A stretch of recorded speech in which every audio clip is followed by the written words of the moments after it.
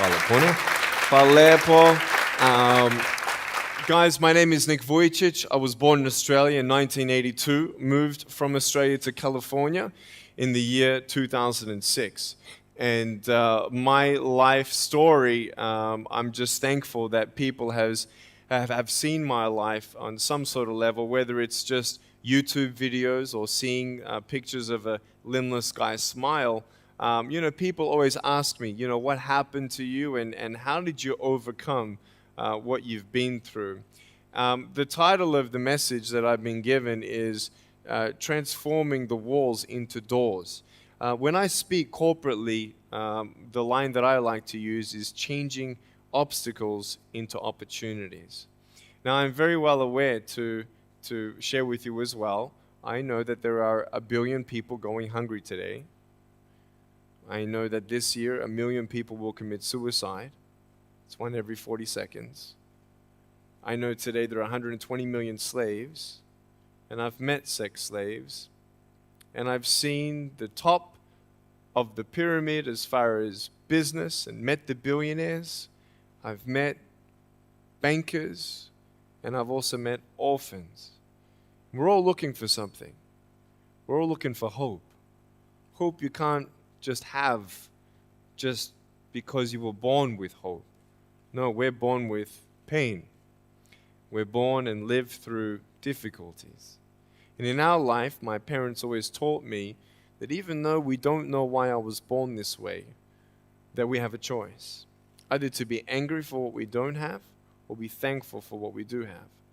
The power of that choice was the first thing that I had to overcome and decide for myself, especially in the early years of school.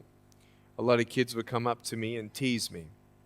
And I've been speaking at 5 congresses. I've met 7 presidents all around the world. My largest crowd was 110,000. I have 30,000 invitations for me to speak. So wherever I go, I talk about the value of life. I talk about anti-bullying messages for the school systems in different nations. The greatest thing is love. When we feel like we don't have enough love and we don't have enough hope, we start losing strength to live. For me, in my life as a child, I had a big wall. I was surrounded by 4 walls and a low ceiling of opportunity.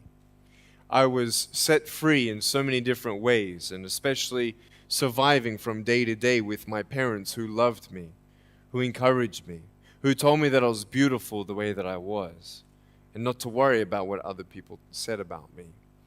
I was actually the first special needs child to be integrated into the mainstream education system in Australia, and I was awarded Young Citizen of the Year in 1990.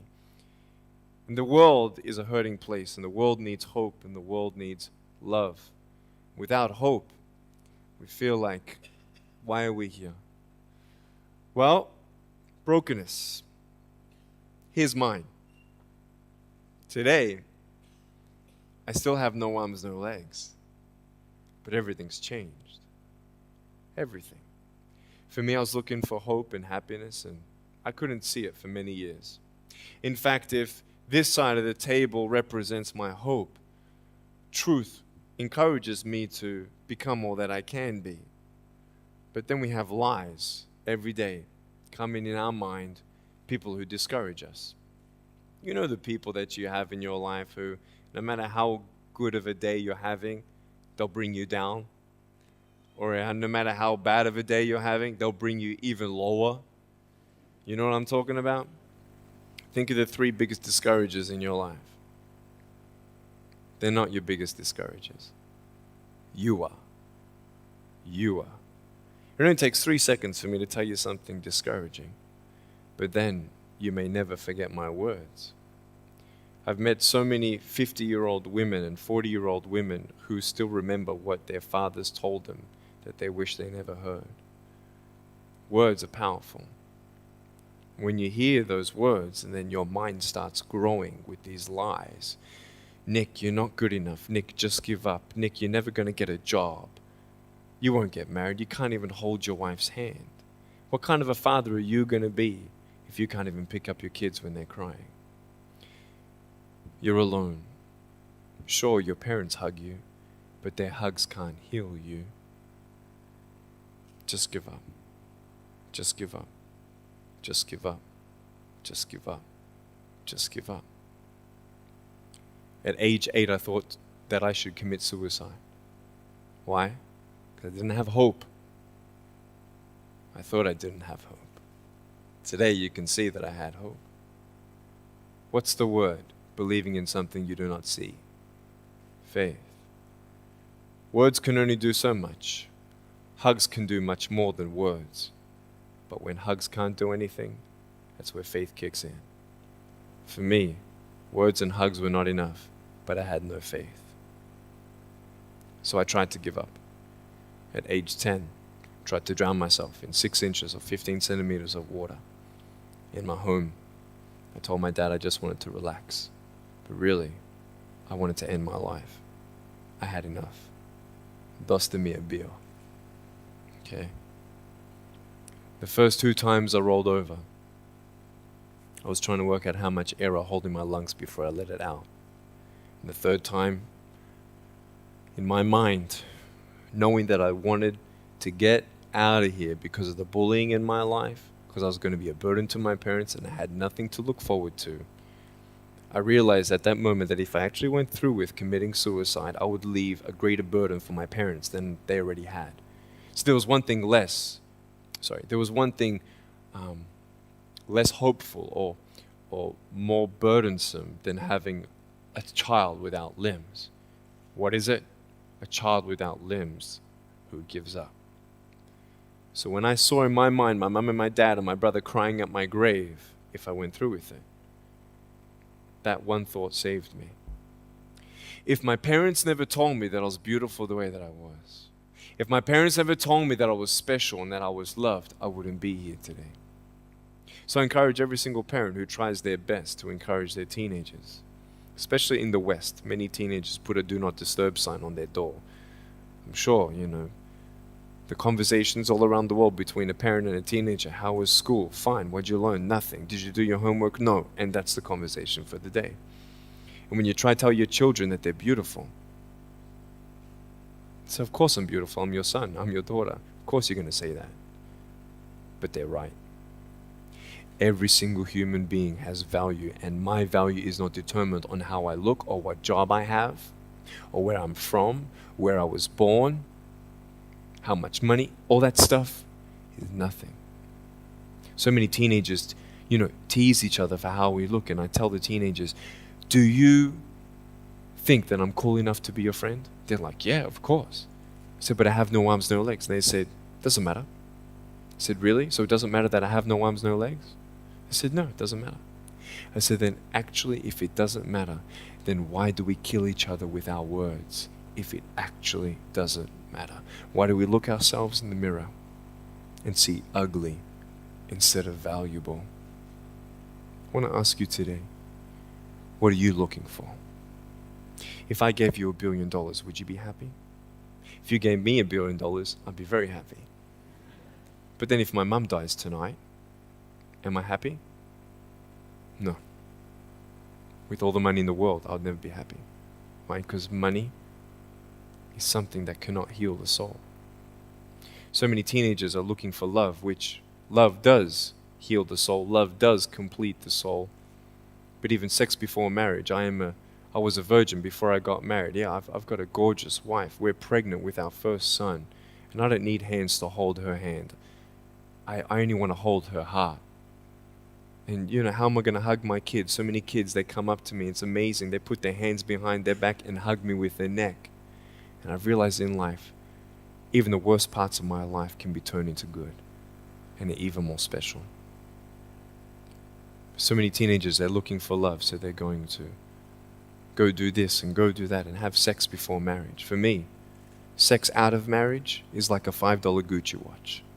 Sex within marriage and having sex with someone who loves you, who's committed to you for the rest of your life, going to be the mother or father of your kids. That's what love is. You can talk, you can sleep with as many people as you like, but never know for sure, do they love me? Love is a lifelong commitment. You see, there are choices in life, and we're looking. I want to ask you, what are you looking for? Well, if I can just get drunk, why not, man? I only live once. Well, if that's the way you believe, great. But for me, I'm a greedy man. I don't want to live for 90 years. I want to live for billions of years. And I know that every day my choices will affect this life, other people's life, and my eternal life. You got to come to the truth of knowing who you are and why you're here. William Barclay, he said, the greatest 2 days in anyone's life, the day you were born and the day you knew why.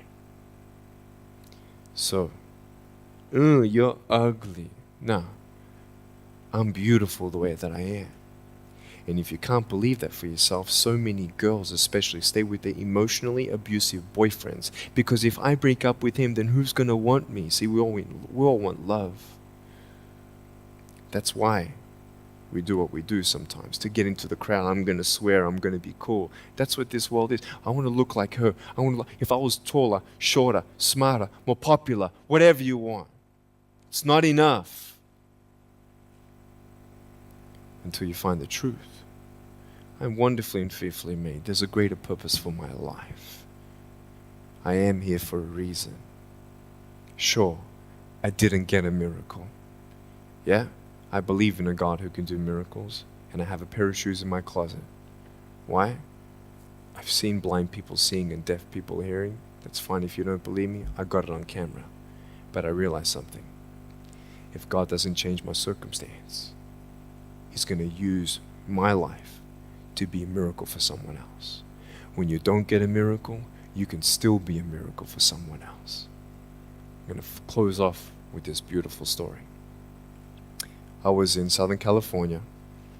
I have two organizations. I have a non-profit organization and I have a for-profit. I probably spoke between years 2007 and 2010, 1,000 times, 600 flights. And I've spoken to 4.5 million people face to face. In the last 48 hours here in Serbia, we've reached 5 million through media. So, we have the heart of people to love others. We want people to love each other, love yourself, dream big, and never give up. We're all looking for hope, aren't we? What are you looking for? Money, drugs, sex, alcohol, pornography, fame, fortune never satisfies. It's never enough. But I've come to a peace.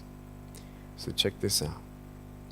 When I'm 24 years old, 5-6 years ago, I was in California. And I never met anybody else like me. When I was 10 years old, I wish I would have met somebody like me. Never did. Didn't get that miracle. But at 24, in California, I saw a little boy with no arms and no legs, 19 months old, just like me. I knew he was going to be bullied. I knew he was going to go through depression. I knew he would feel alone. I knew that he would get worried if he's ever going to have a girlfriend, and so on and so on. I got the father to bring him up on stage in front of 2,000 people. And everyone was crying. And it was a materialization of when you don't get a miracle, you can be a miracle for someone else. I am not a superhero. I go through ups and downs. So do you. But take one day at a time.